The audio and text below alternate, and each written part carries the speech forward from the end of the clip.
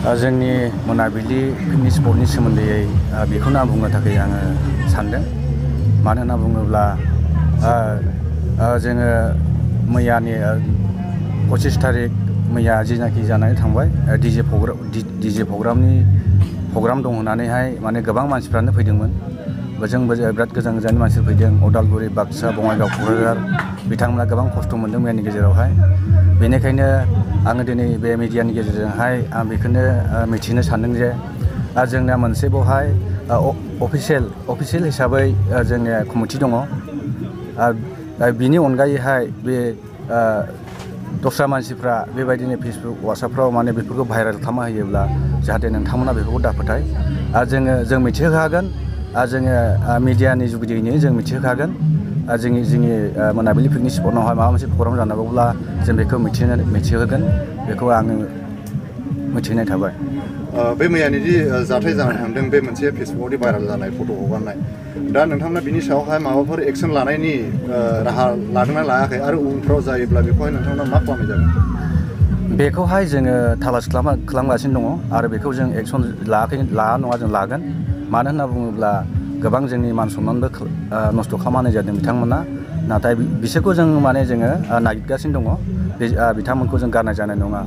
आरो बिनि गेजेरजों आं खावलायबावो, आरो सोरबाफोर जुदि बेबायदि आरोबाव जोंनि पिकनिक स्पटनि नाम लानानै सोरबाफोर बेबायदिनो भाइरेल खालामनो गोसो जानायफोर दङब्ला आं बेखौ मिथिहोनाय थाबाय। नोंथांमोना जेन' बेबायदि माब्लाबाबो दाखालाम। बे भुटान बर्डारनि सोमोन्दैहाय मैया SSBनि कामान्डेन्टफोर फैदों आरो गोबां बेबायदि अफिसारफोर फैदोंमोन। दिनै बिथांमोना गावसोरनो फैनानै जोंजों रायलायलांदों मैयानि गेजेरावहाय।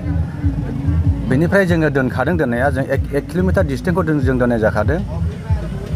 अब्लाबो सोरबा माने बेबायदिनो भुटानजोंहाय सोरबा जोंनि एगेन्स्टआ माने गोबां बेबायदि जोंखौ माने खालामनो साननायावहाय माने बेबायदि समस्या सफैदों। बे जेबो नङा। बे गासैबो जों मिलायजोबनाय जाबाय।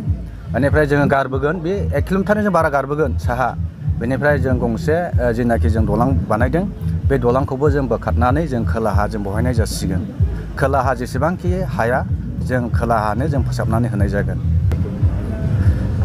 बेवहाय जोंनि मेम्बारफोर दङ आरो जों लोगोसे जोङो भलान्टियारफोर दोनो। जोङो 24 आवार्स बेबायदि जों 24 घन्टानि थाखाय जोङो भलान्टियार दोनो। दिनै बिथांमोनखौ बाथोखानाय नङा, बिथांमोनखौ होबथाखागोन।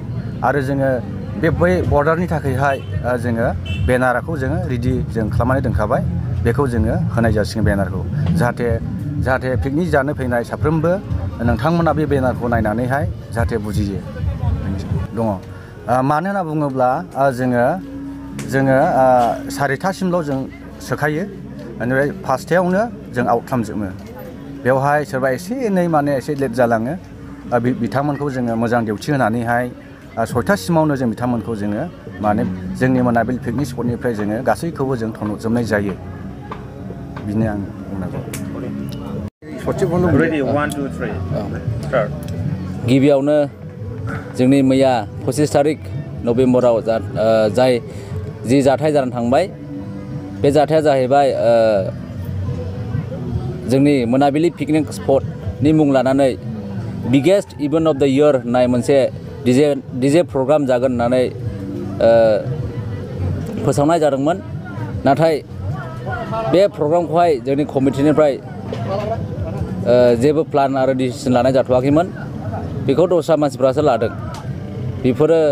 बिनि गेजेरजोंनो बेफोरो फेसबुक आरो इउटुबफोरनिफ्राय भाइरेल जानो हमनाय जादोंमोन। नाथाय जों बे जाथायखौ दुखु फोरमायो जोंनि मोनाबिलि पिकनिक स्पट कमिटिनि जानानैहाय। आरो जाय बिथांमोना बानायदों जाहाथे बिसोरो नेक्स्ट टाइम बानायफिना आरो बे बानायनाय बिथांमोनखौ जों गोख्रोङै एक्सन लानाय जागोन।